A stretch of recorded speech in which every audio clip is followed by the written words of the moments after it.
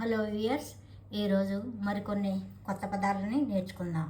పెచే అంటే ముసుగు, ఇంగ్లీష్లో వెయిల్. మొహం కనపడకుండా తలమేంచి మొహం కవర్ అయ్యేటట్టు వేసుకునే ఒక సన్నని బట్ట, దాన్ని పెచే అంటారు. పెచతే అంటే చేతి రుమాలు లేదా చేతి గుడ్డ అని ఇంగ్లీష్లో నాప్కిన్ అంటారు. ఇంతకుముందు చేతి రుమాలు అంటే వాటి నూలు బట్టతో వచ్చేవి, ఇప్పుడు పేపర్తో కూడా వచ్చేస్తున్నాయి. ఈ పెచతే అనేది చిన్న బట్ట, క్లీన్ చేసుకోవడానికి వాడుకునే చేతి రుమాలే కరెక్ట్ అనుకోండి, కానీ జేబు రుమాలని కూడా ఉండేది, అది కూడా చిన్న బట్ట ముక్కే. ఇప్పుడైతే పేపర్తో కూడా తయారు చేస్తున్నారు. పెక్ చాలా, ఇంగ్లీష్లో కౌంట్లెస్, ఇంకా తెలుగులో లెక్కలేనంత అని కూడా, లెక్క పెట్టలేనంత అని చెప్పుకోవచ్చు. పెక్ అనే పదాన్ని మామూలుగా మాటల్లో వాళ్ళు ఎలా వాడతారు అంటే, ఎవరైనా నీకు ఏది ఇష్టమో, పలానాది ఇష్టమా అని పర్టికులర్గా ఒకటి చెప్పినప్పుడు అది ఇష్టమే కానీ మరీ అంత ఇష్టమేమో కాదు అని చెప్పడానికి పెక్ శవమం. అయితే ఈ పెక్ అనేది ఈ మాటల్లో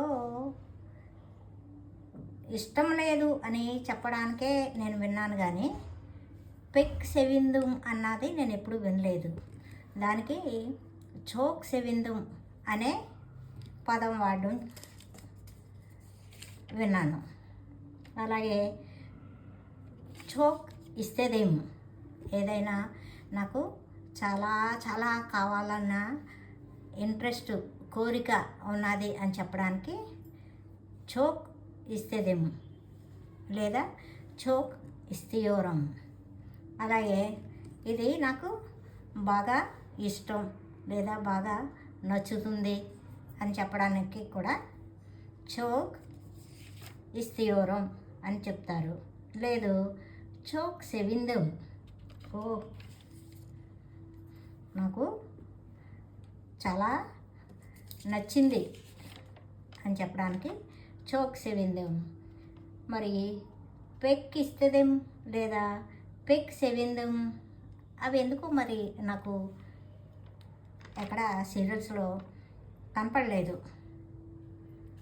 ఇంకా పెక్ కన్నా ఎక్కువే, చోక్ కన్నా ఎక్కువే, ఈ రెండింటిని కలిపి పెక్ చోక్ అని ఇంకొక పదాన్ని పెట్టుకున్నారు వాళ్ళు.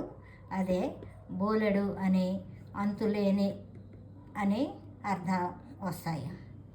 పెక్ అలా, పెక్ అలా అంటే సరిగ్గా ఉన్నది, ఏదైనా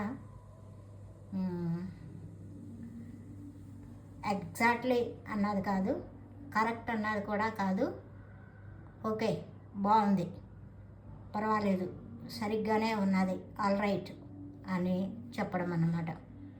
పెకి అలా అంటే ఉండాల్సినంత ఉంది, మరి చాలా బ్రహ్మాండంగా ఏం లేదు అని చెప్పడానికి ఫెయిర్ ఎనఫ్,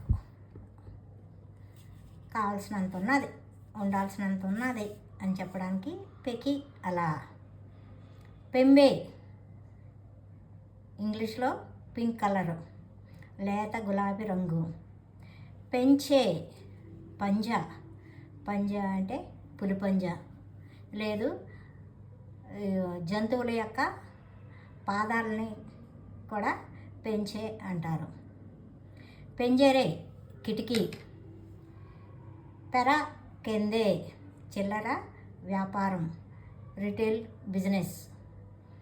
పెర కెందిజీ చిరు వ్యాపారి లేదా రిటైలర్. పేనీర్ చీజ్. ఈ పేనీర్కి నేను మన పన్నీర్ ఉన్నది కదా, ఆ పన్నీర్నే వాళ్ళు పేనీర్ అంటారేమో అనుకునేదాన్ని. లేదు, చీజ్ని వాళ్ళు పేనీర్ అంటారు. ఆ చీజ్ అన్నది కూడా ఒక అలాంటి పాల ఉత్పత్తి, పాల నుంచి తయారు చేసేది. పేనీర్లీ పాస్తా. పాస్తా అన్నా కూడా నేను మొదట్లో కన్ఫ్యూజ్ అయ్యేదాన్ని. ఇంగ్లీష్లో ఒక పాస్తా ఉన్నది కదా, ఆ వైట్ సాసు ఇంకా ఏవేవో చేస్తారు. దానికి నేను పాస్తా అంటే పాస్తా ఏమో అనుకునేదాన్ని. కాదు, వాళ్ళ కేక్ని పాస్తా అంటారు. పేనీర్లీ పాస్తా అంటే చీజ్తో చేసిన కేక్.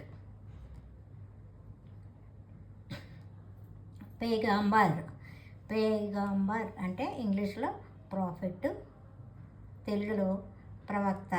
అంటే దేవుడి గురించే ఆలోచిస్తూ దేవుడి గురించి ప్రజలకి చెప్పేవాడు. అయితే ప్రవక్త అనేవాడు కేవలం దేవుడి గురించి చెప్పడమే కాక, దేవుడి దగ్గర నుంచి నాకు ఎలాంటి మెసేజ్ వచ్చింది అని చెప్పేసి జరగబోయేదాన్ని ముందుగా చెప్పేవాళ్ళని ప్రవక్తలు అంటారు. మీకు ఇందులో ఏమన్నా డౌట్స్ ఉంటే కనుక నాకు కామెంట్స్లో పెట్టండి.